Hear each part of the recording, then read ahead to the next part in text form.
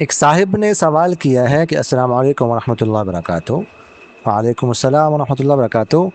سر، نماز استسقاء کیسے پڑھتے ہیں؟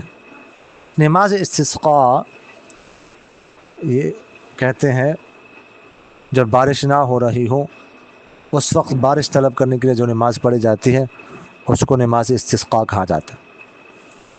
امام ابو حنیفہ رحمہ اللہ تو فرماتے ہیں کہ نماز استسقاء میں باقاعدہ کوئی نماز نہیں ہے، بس صحرا میں لوگ نکلے، وہاں پر اللہ کے سامنے گڑ گڑائے، دعا کریں، بارش مانگے اللہ تعالیٰ سے، اور چادر وغیرہ کوئی پلٹنا بھی اس میں نہیں ہے، بس صرف دعا ہے ان کے یہاں۔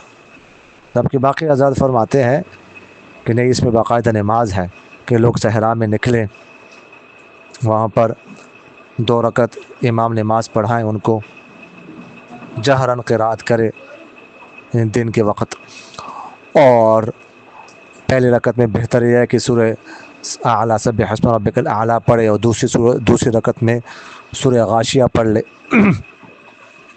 اور اس کے بعد امام خطبہ دے اور خطبے کے درمیان اپنی چادر پلٹیں، کہ یہ اشارہ ہے کہ ہمارے حالات جو ہے نا وہ پلٹ دیے جائے، ہمارے حالات تبدیل کیے جائے، بارش ہو جائے، اور اس کے بعد جو ہے وہ دعا مانگی جائے بارش کے لیے۔ سب لوگ اللہ کے سامنے رو دھو کر عاجزی کر کے دعا مانگے، اور 3 دن جو ہے نا نماز استسقاء کے لیے نکلنا مستحب ہے۔ یہ طریقہ ہے۔ جزاکم اللہ۔